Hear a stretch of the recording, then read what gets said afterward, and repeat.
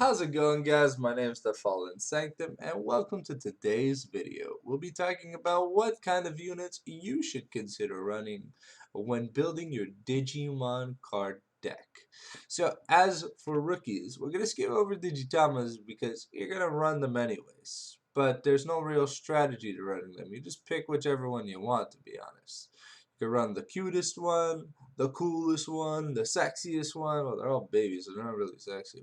You get what I mean. You can run whichever one you want and whichever amount of combinations. There's a limit of 4 per Digitama, and you can have 5 total Digi eggs. So you gotta make a choice. 4, 1, 3, 2, whichever you want. Anyways, let's hop into the meat and potatoes. Alright, so we have 4 different kinds of rookies here. They all do different things. And yes, you're gonna see 2 inheritable Agumons, and you're gonna be like, but Fallen, you said they had different skills. Well, they do because they have different purposes. Now, I chose red and purple because they have the most different kinds of cards, in my opinion, that will just help make me prove my point and stuff like that. So let's just hop into it. Alright, so first and foremost, we got Zubaluigimon. Yeah, they're all cherubinis for me from Yu-Gi-Oh. So we got Zubamon. He has a when played effect. Now, for a lot of people, deck building requires you to have 13, at least 14 to 20 rookies. Some people run less than that. I don't advise it because you want to make sure you open rookies and you can play rookies on demand, and your champions should be higher than your ultimates and your megas on average, because if you have a rookie on the field, you get the draw card. If you evolve it, cookie cutter. That's basically that. Like, you run a lot of rookies because rookies can be annoying to deal with if your opponent doesn't have blockers, because they can just swing security. They swing security. They swing security. And oh well, you lost your rookie. Yeah, maybe you paid like 3 mana for one. Big deal.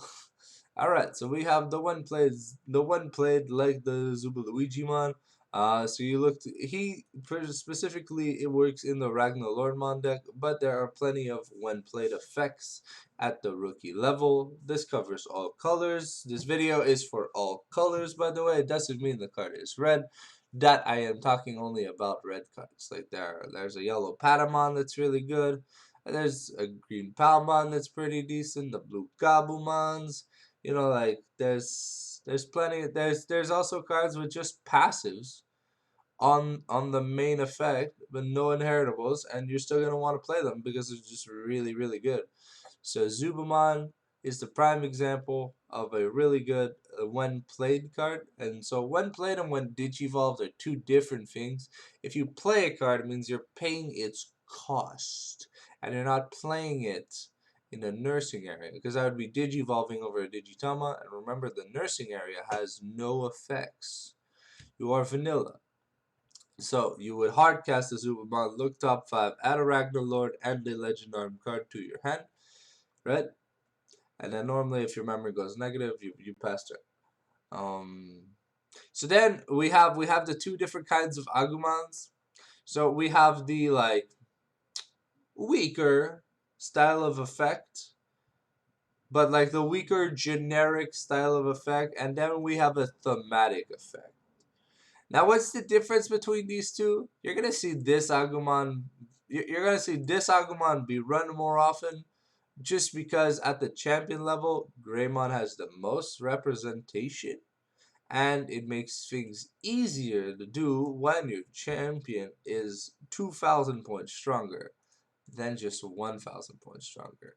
So like I said, for inheritable effects, you have what we call like the super, super, super good effects. I'm not saying you would have run both. You could easily run both in a list. But if you had to choose one to run 4 of, you would definitely run the Power Agumon style card with the really, really damn good inherit effect. It's like in purple, you're running the Gabumon, because when he has the inheritable that when he's destroyed, you draw 2, discard 1. It's perfect for drawing back cards. It's perfect for fueling the graveyard. It's perfect for doing just about everything. Then Like we said, we have the weaker generic effects that are going to be run more so alongside until something just better kicks it out of the deck list. So like this is your early player kind of strategy. If you're a new player, this is a card that you will find very appealing. Just because you're gonna see it has an inherit, you're gonna like it, and you're gonna enjoy it. Here's a card that most vanillas don't that most new players don't like, and it's the vanilla kind of cards. Now keep in mind, vanillas cost less and cost less here, so they cost less cost and they cost less evo. So, and what's really important is that in these turbo decks, right, as you can see, Black Tyrannomon costs 1, and he's what we call a cheapener. Like this vanilla is also a cheapener. We have Groundgermon as an ultimate who is a cheapener, because keep in mind he costs the same as Greymon does. And then as a mega, we have Phoeniximon as the cheapener. Now, why are they called cheapeners? Because cheapeners enable you to play the Mega Rush lineup. So basically, there are a few decks. There are two kinds of decks around Omnimon called Omni Turbo, Red Omni Turbo, Blue Omni Turbo, and what they do is they basically have a 4 of line of all the cheap Digimon that have cheap Digivolution costs. So if given like enough space, you can literally go from rookie to Omnimon in a turn, which is insane. Yeah, yeah, it is insane. Because it would be 1, 2. If given 5 memory when playing Omnimon, ends your turn, but you will have the Omnimon and you will have drawn like 4 cards. Yeah, that's pretty nutty. Alright, so yeah, vanillas are really important because, well, vanilla cheapeners, yeah, cheapeners are really important because they have high DP. And high DP on a card means that if your opponent has a blocker, he may be hesitant to block. Like normally, cheapeners only do 1 damage, but they can hit for a truck. It's a ton of like DP, you know? And you can give buffs to your I'm losing my damn. I forgot my sentence. I'm sorry, guys. Oh yeah, yeah. With inheritable skills, of course. If you have cheapeners and non-cheapeners, you can make, you can make shit pretty funny. Like if you have this Greymon, right? The Greymon that has security check +1, and then you're on Groundgermon, right? Your Groundgermon has security check +1, which is kind of cool. And remember, inheritable stack all the way up. So if you have this Greymon, which is a Greymon that's run in the red Omni list, your Omnimon will have a bonus security check, which is kind of nice. All right, so that pretty much covers it for the rookie lineup. Like we said, we have the when played effects with Zubamon. We have Agumon we have the good Agumon that has a thematic skill, which is more or less likely run for the early game thematic, because thematic decks don't really make it late game. You play like the thematic line in the early game because there are so many Agumons and so many Greymons. Uh, you see this Greymon like example, right, has an effect. If your Digi source contains Agumon in it, you get Sec Check +1. So with this Agumon, he would be 7,000 Sec Check 2, which is kind of dumb. Yeah, because 7,000 is like the power level on an ultimate. Some ultimates and higher, you know? So like it could still kill the cheapeners. It will kill all the cheapeners except the mega cheapener. Yeah. Ganjaman costs 2, but he has 6 KDP, you know? So it really is what it is. Now let's move on to the different kinds of champions that you're going to want to run. And now as you can see, champions, there are a lot more champions here because there are different kinds of scenarios for champions. Of course, I don't have a when Digivolves card.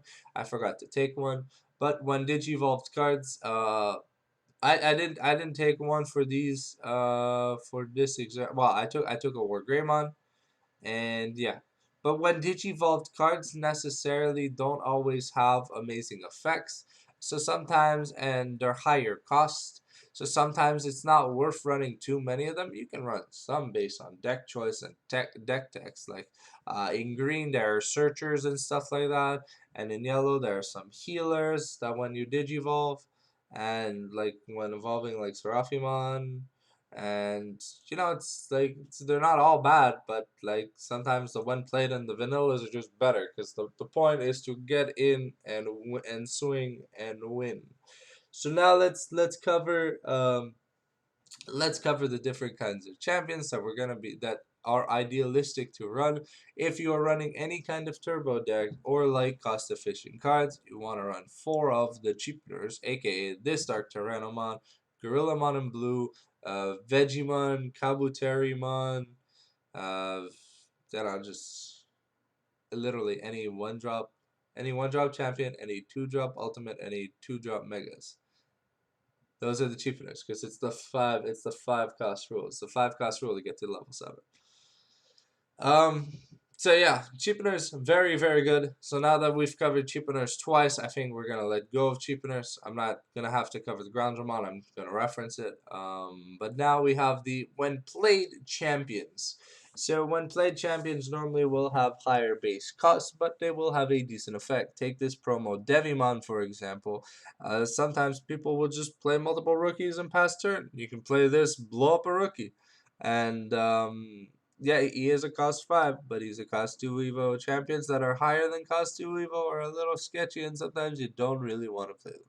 I don't ever think you should spend more than 2 mana evolving a champion or 3 mana evolving an ultimate. If you have a 4 cost ultimate or like a 5 cost mega, I just don't think it warrants. Like at that point, you might as well just slap like a 10 cost on the field and have a really cool effect happen.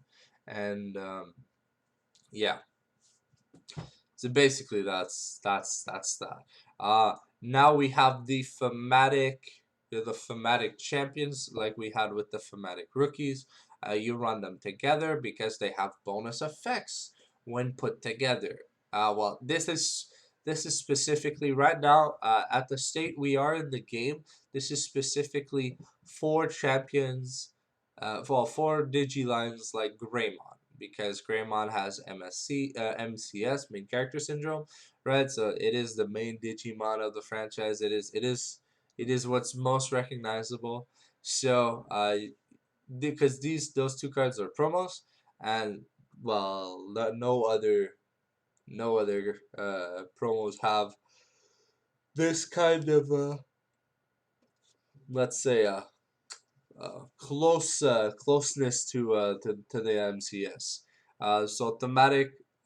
If you're running a more thematic deck or you want the more thematic effects in the early game, I definitely recommend running more. And why do we have another vanilla here, Fallen? I thought you said cheapeners were a thing, but this is not a cheapener. This is just a vanilla. See, it's a 5K. It's a 4-drop instead of a 6-drop. So it costs 1 more than a rookie to play. 1 or 2 more than a rookie to play, and it's got sometimes 2 to 5 times its power level. Yeah, so it's just a vanilla. Sometimes you play vanillas just because if your deck is a recurring deck and you can spit out bodies faster, you will play them. Now we get to the one of the unique roles in the champion level. We have a Caridramon, also Grizzlymon, Woodmon, uh, plenty of Digimon at this point actually. But it's mainly the champion and the ultimate level that have these. Black is the only one that I know that has rookie blockers. But basically, a blocker can block an attack when... Okay, so when your opponent attacks, rest this Digimon to change the attack's target to this Digimon. And if your Digimon is stronger, it'll survive. If not, you survive like maybe a fatal blow. And definitely a 4 of in most decks. Most to all decks. Like, you need these. Just they shut down Rookie Rush. They help you survive lethal blows. They can give you extra turns to win the game with. Then you have the really good inheritable effects champion. a champion that you know, like, he's not a cheapener by any means. He costs more in the champion department cost, and he's a little lower DP than average, but like, he has a really good effect. So naturally speaking, this is a 4 of in every red list, because getting a free bonus security check, I'll never say no to that. Like, normally, if people are running, if you're running Omni Turbo or whatever, you're gonna run 4 Dark Tyrannomon, 4 Courageamon, and like 4 Greymon, and that's your champion lineup. Now let's hop into the ultimates. You have when played, when digivolved. Remember, when digivolved is really more thematic. We are getting a lot better when digivolved cards. So when digivolved is not a bad point at the ultimate and the mega level. At the rookie and champion, at the rookie and champion level, though, you rather just have vanillas and cheapeners and when playeds. But when digivolved, at a higher level, it is a lot more considerable. See, like, let's take the War Greymon for example. He gets bonus security check until end of turn, and then during his turn, when he checks your security, option cards don't activate, which is really good. So yeah, it's always important to have one Digivolved at the higher stages of the game, because like, you'll be building more higher mons from champion. You'll be building a lot of ultimates from the champion level, but champion, sometimes you hardcast them, and if they have a one Digivolve effect, you're kind of paying extra because it has an effect, when you could just, you know, play cheapener or play a vanilla, or, you know, just play a rookie and then evolve, and then, you know, like, you only want to hardcast when play champions or like cheap vanilla champions. Um, or if you're really desperate, you can cast your like good inheritable champion and hope it untaps. Like, hope you untap with it, right? So then we have a Chimeramon, which is a specific example. At the ultimate level, at the champion ultimate and mega level, we start seeing a lot more things like removal and control based cards. Chimeramon is the staple purple card right now, and a staple choice of an ultimate. Yes, it costs 7, but and you're gonna read the effect when destroying one of your opponents, when played, by destroying one of your other Digimon, destroy one of your opponent's level 5 or less Digimon. I don't follow you. Like, why the hell would I go neg 1 to neg my opponent 1? Well, you know, if your opponent spend the entire turn building up a line, you can just go Chimeramon, blow up like a rookie or something, because you're playing purple, so you're a revive deck. And then you like blow that shit up and like, alright, goodbye, Mr. Ultimate. And then if you didn't, like, you know, I feel like he spent the turn building it up and stuff. That's cool. You just say, I don't care, I blow it up. And so yeah, removal becomes really important in the later stages of the game. And currently there's a lot of removal at the early stages for low power cards. You see, like, Chimeramon can remove level 5s or less. Beelzemon can remove level 4s. And we'll get into the battle traps and stuff. So we have the cheapener for the ultimate. We have another when played, but this is a specific when played. So you have like specific when playeds. So yeah, as Chimeramon can blow up anything, Skull Greymon will just destroy blockers. He'll Oblivion Bird the shit out of blockers.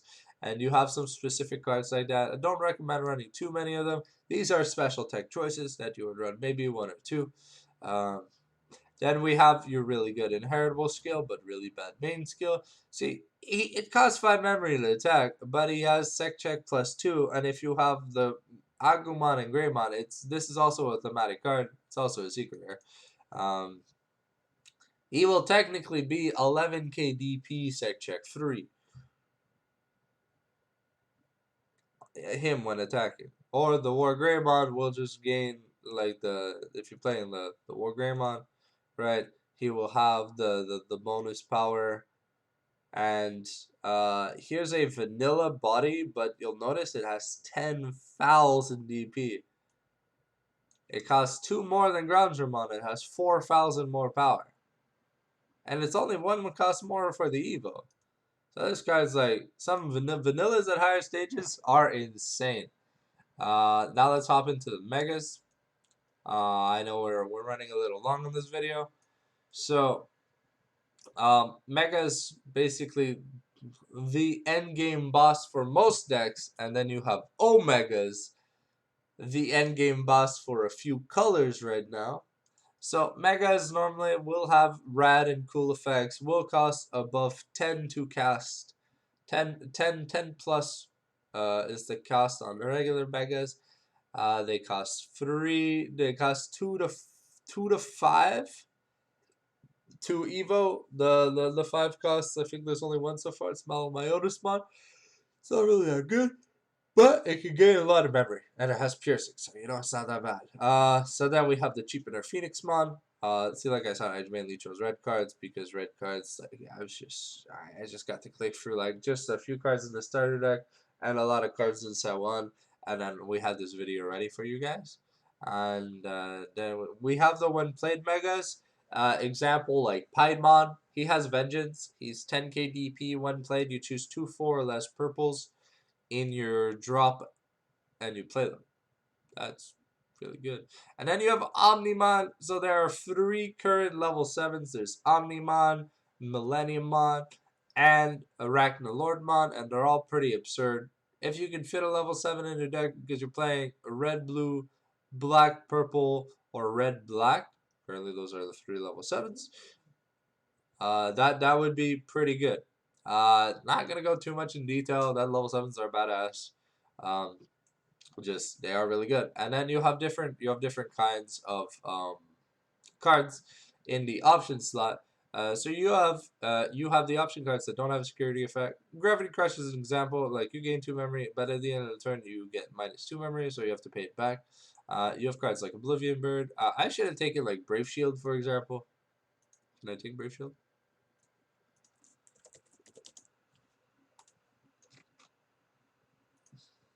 There we go.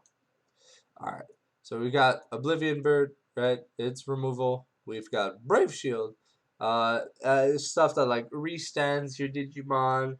You get blocker and stuff like that. It's interesting. And it has a security effect other than activate this card's effect. It just, well, actually, it is. It is. It is the same effect. But you have the really high cost cards that say like just destroy a card or remove a card. Right now, red is the only thing that has just destroy one under any condition, rest, active, or whatever, with no condition on the level and stuff. Blue bounces at the hand. Green puts a rested one on the bottom of the deck.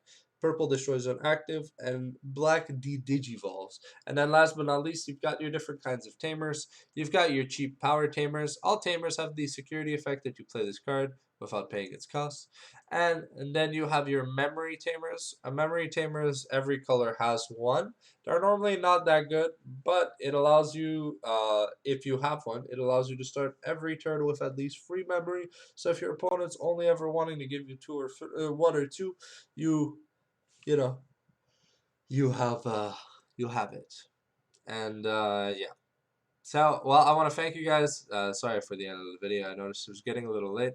I want to thank you guys for watching this video. As always, leave me a comment